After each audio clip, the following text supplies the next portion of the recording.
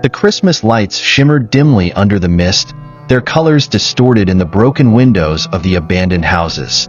We thought it was just a game, just a dare to spend the holidays in a forgotten neighborhood.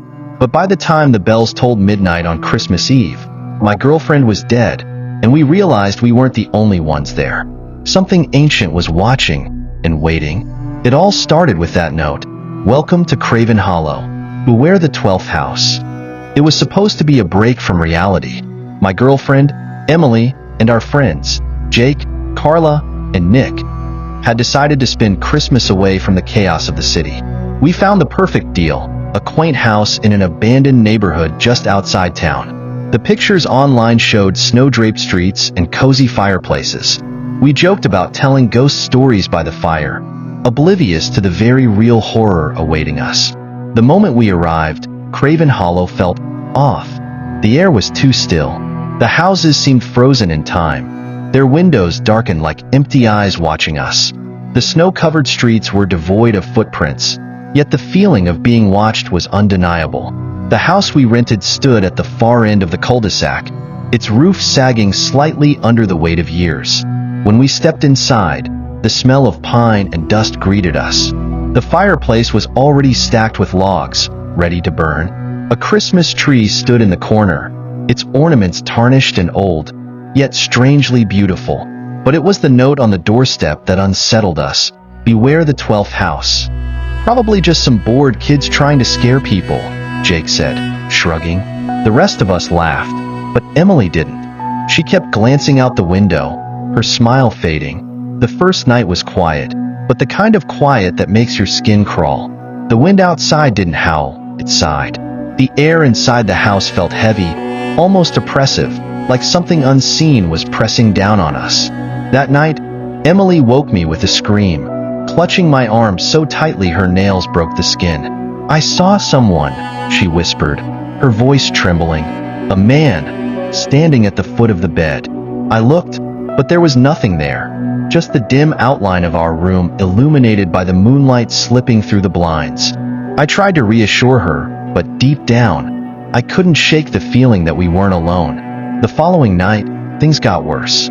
Around 3 a.m., we were all jolted awake by a sound: soft, melodic singing. It came from outside, faint at first, but growing louder. The voice was sweet, almost childlike, singing an old Christmas carol. "Silent night, holy night." Emily grabbed my hand, her grip icy. "Do you hear it?" she whispered. Jake, ever the skeptic, rolled his eyes.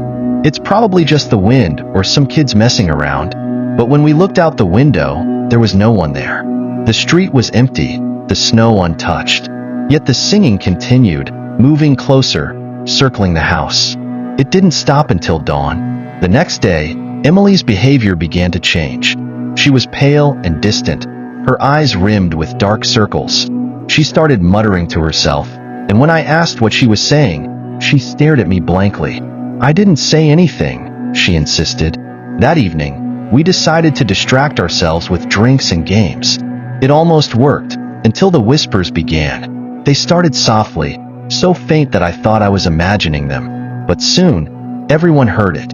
The voice was indistinct at first, like the wind brushing against the walls, but then it grew sharper, more distinct. "Emily, Emily, come outside."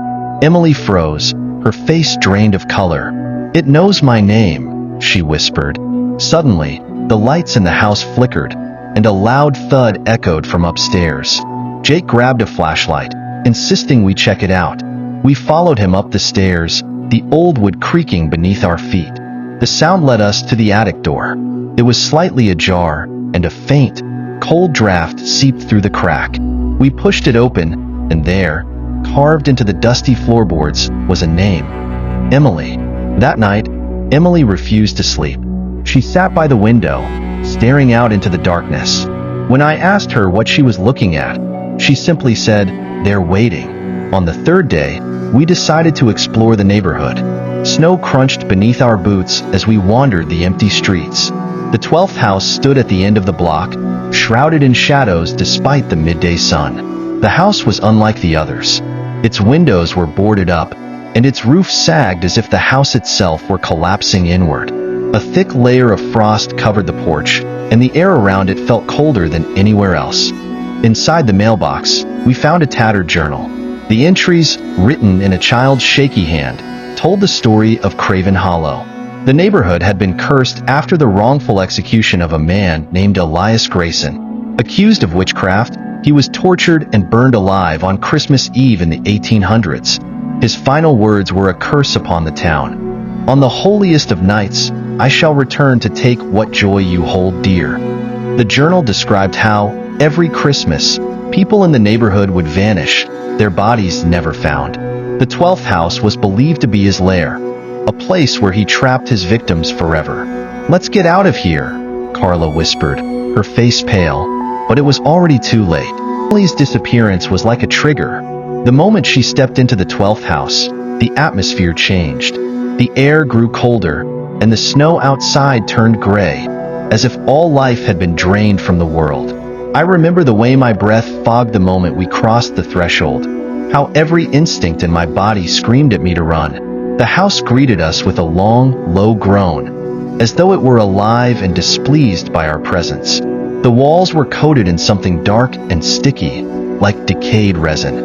A single string of Christmas lights hung in the hallway, their dim glow pulsating like a dying heartbeat. "Emily!" I shouted, but the house swallowed my voice, turning it into a distorted echo. We climbed the stairs, following the trail of wet footprints leading to the attic.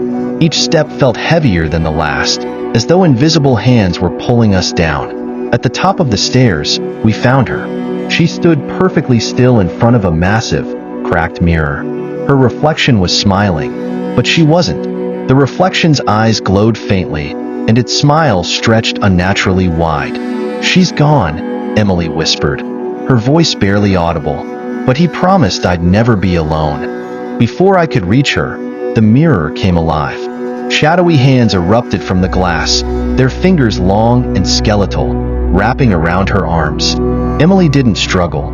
She didn't scream. She just turned to me, tears streaming down her face, and whispered, "Run." The hands dragged her into the mirror, and it shattered, spraying the room with shards of glass that melted into the floor. The house erupted in chaos. The walls began to move, bulging inward as if breathing. Faces appeared in the peeling wallpaper, their mouths twisted in silent screams. A sickly, sweet smell filled the air, like rotting fruit mixed with burnt sugar. Jake and Nick tried to run, but the floor beneath them gave way, swallowing them into the darkness below. Their screams echoed for a moment before fading into silence. I turned to Carla, but she was frozen, staring at something I couldn't see. "Don't you hear them?" she whispered. "The children, they're laughing." Suddenly, she was yanked backward into the hallway, her body dragged by an unseen force. I tried to grab her, but the door slammed shut between us, the sound of her screams muffled by the thick, pulsating walls. I was alone now. The air grew colder, and a deep, guttural laugh echoed through the house. The spirit revealed itself, a towering figure wrapped in chains of rusted bells and broken Christmas lights.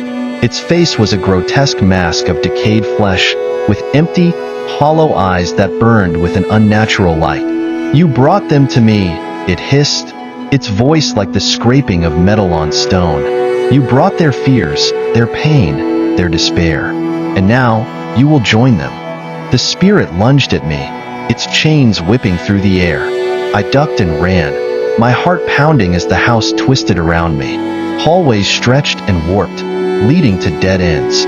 Doors slammed shut just as I reached them. Finally, I stumbled into the attic. The mirror was there, though cracked and broken, its surface shimmering like water. I could see Emily's face within it, her eyes wide with terror. "Break it," she pleaded. "It's the only way."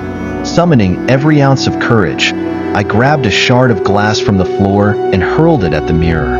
The glass shattered completely, releasing a deafening wail that shook the entire house. Shadows erupted from the broken mirror, writhing and screeching as they dissipated into the air.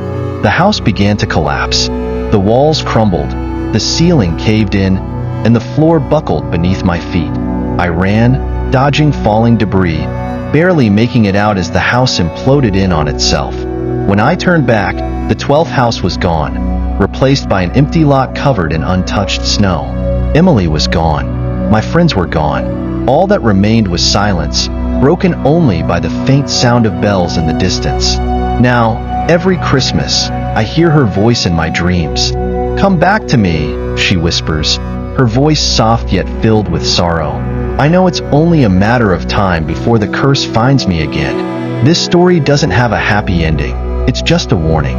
Never go to Kraven Hollow. And if you do, beware the 12th house.